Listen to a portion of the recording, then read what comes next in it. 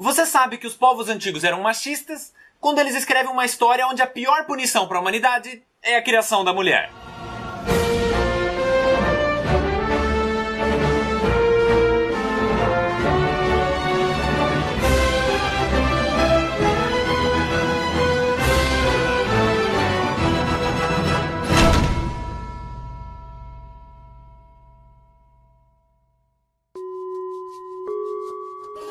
Durante o reinado de Cronos, o pai de Zeus, havia um deus titã chamado Iápeto, que por sua vez teve dois filhos que são muito importantes para essa história: Prometeu e Epimeteu. E se você tem mais de 12 anos e você riu dos nomes deles, você devia ter vergonha. A relevância desses dois personagens vem do fato de que eles criaram os primeiros seres vivos. No caso, Epimeteu ficou responsável por criar os animais, enquanto Prometeu criou o homem. E quando eu digo homem, é literalmente, só tinha homem, festa da salsicha total. De qualquer maneira, a humanidade tinha uma vida tranquila, sem guerras, sem doenças e com comida em abundância. E como eles não morriam de velhice, não havia necessidade de reprodução.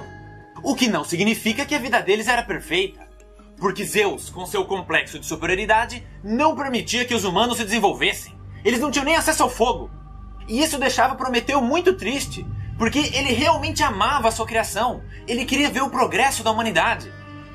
Mas Zeus deixou estritamente proibido que qualquer um entregasse o fogo aos homens. E você pode interpretar isso como uma metáfora, porque enquanto os animais eram dotados de força, velocidade, asas, garras, o homem não tinha nenhuma habilidade que realmente o tornasse especial. E por isso Prometeu, que sempre desejou o melhor para a humanidade, queria que eles tivessem o dom mais importante de todos: a inteligência, sendo representado nessa história pelo fogo. Então o Titã decidiu que, mesmo indo contra a vontade de Zeus, ele iria presentear a sua criação com o que ela mais precisava. E para isso, entrou furtivamente na forja de Hefesto, roubou o fogo e entregou para o homem. Mas assim que a humanidade fez o seu primeiro churrasco, Zeus percebeu que tinha alguma coisa de errado. Aí não demorou muito para que descobrissem quem obviamente tinha feito isso, o que imediatamente provocou a mais intensa fúria do rei do Olimpo. E quem conhece ele sabe que quando o assunto é castigar, o filho de uma égua é sinistro. Então, primeiramente, Zeus foi até a forja conversar com o seu filho. Hefesto, como é que você não percebeu que Prometeu entrou aqui e roubou o fogo? Hã? Esquece, não é por isso que estou aqui. Hefesto, você vai fazer uma coisa pra mim. Eu preciso que você crie a mulher. Mulher? Que é isso? É tipo o homem, só que um pouco menor e de vez em quando sangra. Ah, que nem quando corta com a espada? É, tipo isso. Ah, saquei, pode deixar. Calma, eu não terminei de explicar.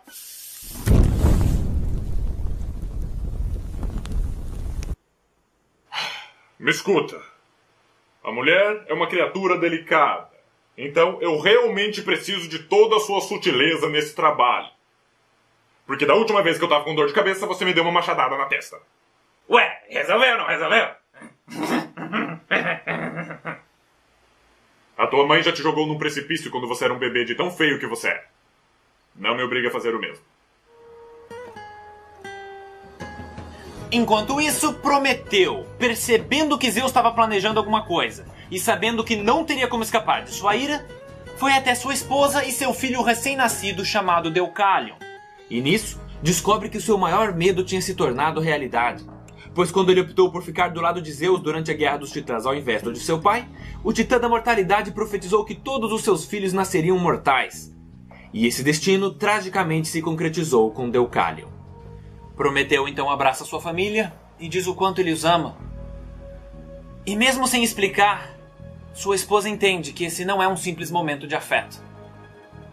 Ele então dá um beijo em sua amada e, olhando nos olhos cheios de lágrimas dela, promete que não importa o que aconteça, ele iria sempre proteger o filho.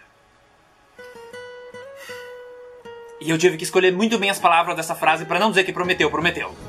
E assim que o Criador da humanidade se afasta de sua família e sai do recinto, ele vê que Zeus já estava esperando do lado de fora. Terminou sua despedida? E com isso, Prometeu é levado até o alto de uma montanha e acorrentada a uma rocha. Mas obviamente o castigo não seria só isso. Então, ao comando de Zeus, uma águia pousou em seu corpo e começou a se alimentar de sua carne, causando uma dor inimaginável e parando apenas após devorar o seu fígado. A ave então vai embora e, sendo um deus imortal, o seu corpo começa a se regenerar. O que infelizmente se torna sua maldição, pois ele foi condenado a permanecer acorrentado na montanha e ser visitado pela águia todos os dias por toda a eternidade. Aí, depois de executar o castigo, Zeus volta à forja do Olimpo para ver se a encomenda dele já estava pronta. E Hefesto, sendo a personificação da eficiência, já tinha terminado. E foi assim que surgiu Pandora, a primeira mulher. Na sequência, Zeus apresentou a sua nova criação para todos os deuses do Olimpo, dizendo que ela era um presente para a humanidade. Porque ele sabia que se ele revelasse o seu verdadeiro plano sombrio, quase todos iriam se opor, gerando um conflito perigosíssimo.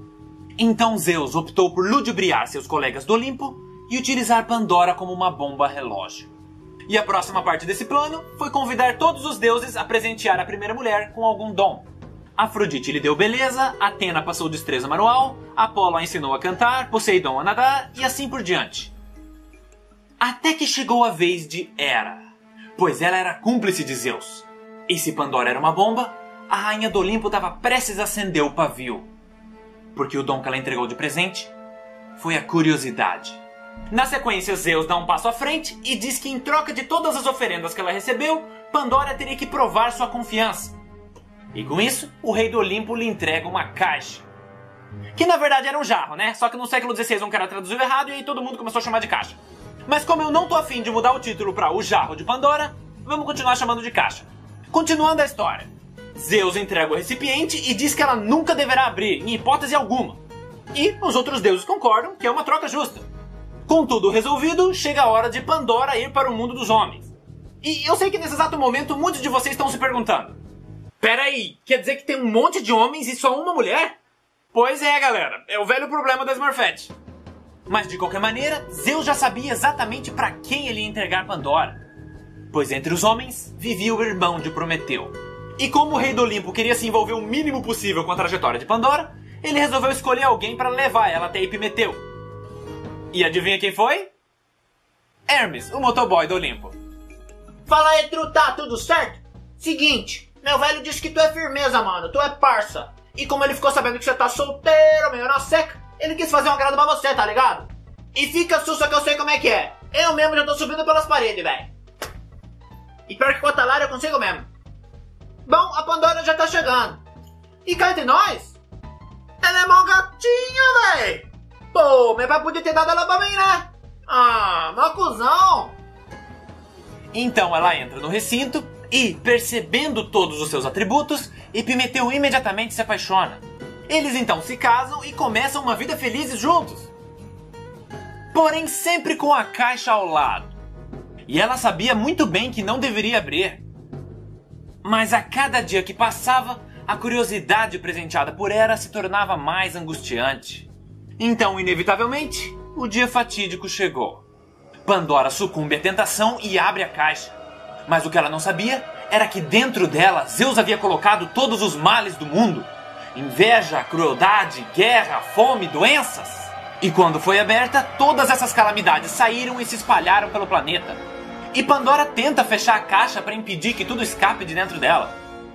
Mas era tarde demais. Os males já tinham saído e estavam prestes a trazer desgraça e sofrimento para toda a humanidade. A única coisa que restou dentro do recipiente foi a esperança. E existem muitas interpretações dessa metáfora. Porque se a esperança foi a única que não saiu da caixa, isso significa que ela é a única coisa que o homem não recebeu. Tanto que existe uma versão dessa história que diz que, na verdade, a caixa continha todas as virtudes da humanidade. E quando foi aberta, todas elas se perderam e apenas a esperança continuou a existir. Mas também existe uma interpretação que diz que dentro do recipiente realmente estavam os males do mundo. E que a esperança estava no meio, porque ela também é um deles. Pois como já dizia Friedrich Nietzsche, a esperança é o pior de todos os males, pois ela prolonga o sofrimento do homem.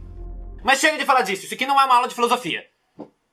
Quer dizer, a não ser que esse vídeo esteja sendo passado em uma sala de aula. Aí, tecnicamente, ele seria... Enfim! Os deuses do Olimpo ficaram tristes com esse acontecimento, porque a maioria deles gostava da humanidade. E como Pandora abriu a caixa de livre e espontânea vontade, Zeus saiu isento de culpa. Aí, mesmo com as pessoas se tornando cada vez mais egoístas e cruéis, Epimeteu e sua esposa continuaram suas vidas. E nisso tiveram uma filha, chamada Pirra. Que nome lindo! Então os anos se passam, a garotinha cresce e, sendo uma semideusa, ela era muito hábil e aprendia tudo com muita facilidade. Mas ao mesmo tempo, ela era muito introvertida. Ela nunca se interessou em namorar e só ficava na dela. Até que um dia, ela ouviu falar que na Tessália havia um homem que desde muito cedo se destacava em tudo o que fazia. Um excelente guerreiro, estrategista, filósofo. E as façanhas desse prodígio eram tão impressionantes que logo sua reputação se espalhou pelos reinos. Então, pela primeira vez, e talvez puxando as características de sua mãe, a curiosidade de Pirra falou mais alto. E com o apoio de seus pais, ela foi a Tessália tentar conhecer este homem. Chegando lá, ela passa um bom tempo procurando. Até que um dia, ela finalmente o encontra. E, sendo filha de um deus, consegue sua atenção. Os dois então começam a conversar, eles veem o quanto eles têm em comum, e logo sentimentos começam a surgir. Então, o rapaz já apaixonado convida a garota para que fique com ele na Tessália. E Pirra, repleta de alegria, aceita. O casal continua a se conhecer, e a cada dia que passava, mais ela admirava a sabedoria e senso de justiça de seu amado. O nome dele era Deucalion, que por ser mortal foi destinado a viver entre os homens, mas, sendo filho de 2 deuses, tinha muitos dons que o tornavam especial, permitindo que ele se destacasse entre a população. Mas agora voltando ao Olimpo, os deuses estavam sempre observando a humanidade, que a essa altura já tinha se deteriorado absurdamente. Ladrões, traidores, assassinos. Então, em determinado momento, Zeus reúne o Conselho do Olimpo e diz que a perversidade do homem passou dos limites, sugerindo que eles fossem exterminados e que uma nova raça de seres humanos fosse criada. E a princípio os deuses ficaram relutantes, porque ainda haviam pessoas boas na Terra. Mas a quantidade tinha se tornado tão pequena que no fim eles acabaram aceitando. Então, antes de executar a sentença, Zeus subiu até a montanha onde Prometeu estava aprisionado. E chegando lá, ele disse: Olá, meu querido! Eu espero que você esteja alimentando corretamente a minha águia. Mesmo que seja com a sua carne imunda de titã. Enfim, eu tenho uma novidade para te contar. O Conselho do Olimpo acabou de concordar com o extermínio da raça humana. Hã? Isso! Olhe nos meus olhos enquanto eu falo com você. Por tempo demais eu tolerei essa raça insolente. Você acha mesmo que algumas poucas oferendas insignificantes justificam sua existência? Eu passei muito tempo esperando por esse dia. Ou melhor, planejando. Você sempre tratou a humanidade como um filho, Prometeu. E tendo essa personalidade desobediente, eu sabia que a partir do momento que eu privasse a sua criação do fogo, não demoraria muito para que papai corresse ao resgate. O que, por sua vez, me deu a desculpa perfeita para tirá-lo da jogada. Então, com o Criador do Homem fora do meu caminho, eu só precisava convencer o Conselho do Olimpo. O que não seria uma tarefa fácil, pois por algum motivo a maioria deles criou um afeto por esses réis mortais. E é aí que entra Pandora, a chave do meu plano. Eu lhe entreguei a caixa, a culpa caiu sobre ela, e a humanidade se tornou tão perversa que o Conselho do Olimpo não teve opção a não ser aceitar minha proposta. E não se preocupe, Prometeu. Para convencê-los a eliminar a raça humana, eu garanti que Hefesto iria criar uma nova. Mas dessa vez, será sob minha supervisão. E assim, farei uma versão melhorada do homem. Mais obediente, mais servil, que entenda a sua insignificância e cultue os deuses apropriadamente. Então, com um simples dilúvio, esse problema finalmente estará resolvido. E a propósito, o seu filho vive com os humanos, não vive? Mais um mortalzinho medíocre. Fico feliz de ter o exilado ao mundo dos homens. Bom, chegou a hora. Cada um desses vermes, culpados e inocentes, todos irão perecer ao estalar dos meus dedos.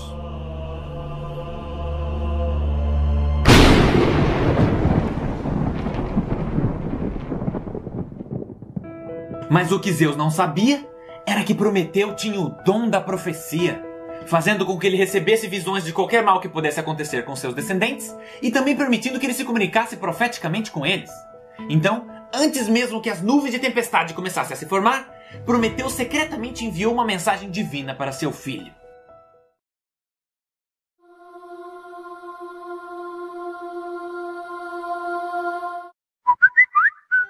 E nessa mensagem, Prometeu avisou do desastre que estava prestes a acontecer e aconselhou seu filho a preparar uma arca, para que ele e sua amada se salvassem. Então Deucalion, sendo um homem justo, tenta avisar as pessoas da calamidade que se aproximava. Mas tudo que recebeu foi desdém. Com isso, o casal rapidamente enche o barco com suprimentos e, faltando pouco tempo para que a inundação tomasse proporções catastróficas, velejam em alto mar. A chuva então se intensifica e as pessoas começam a perceber a gravidade da situação. Mas a essa altura, já era tarde demais. Aí, os dias vão se passando e Deucalion e sua esposa continuam à deriva, vendo apenas o mar até onde o horizonte alcança. Enquanto isso, Zeus descobre que eles sobreviveram e fica putaço, a ponto de mais uma vez reunir o Conselho do Olimpo e dizer que esses dois também tinham que ser exterminados. Mas, percebendo que o casal tinha bom coração, a proposta de Zeus foi recusada. Não, mas... Mais alguns dias se passam, o nível da água finalmente começa a baixar e eles encontram o topo do Monte Etna, oficializando o fim do dilúvio. Aí, obviamente, esse casal foi responsável por repopular a Terra, concluindo a história. E para quem gosta de cronologia, é válido mencionar que a caixa de Pandora foi aberta antes do ataque do Tifão e o dilúvio aconteceu depois do rapto de Perséfone. Agora, para finalizar, é interessante notar duas coisas. A primeira é que dá para traçar um paralelo entre essa história e alguns eventos da religião cristã, como por exemplo o dilúvio, onde apenas uma família se salva em uma arca, Pandora, que assim como Eva foi a primeira mulher e sucumbiu à tentação desobedecendo a ordem de uma entidade superior, e se você forçar um pouquinho a barra, dá até para dizer que Prometeu foi uma divindade que por amor se sacrificou pela humanidade, sendo no final preso e condenado. E a segunda coisa que é interessante perceber é que nem sempre os deuses do Olimpo estavam de acordo. Na verdade, tem rivalidades ferrenhas entre alguns deles, sendo que uma das maiores surgiu em uma competição entre tio e sobrinha. Mas essa história eu conto no próximo Mitologia. Até mais!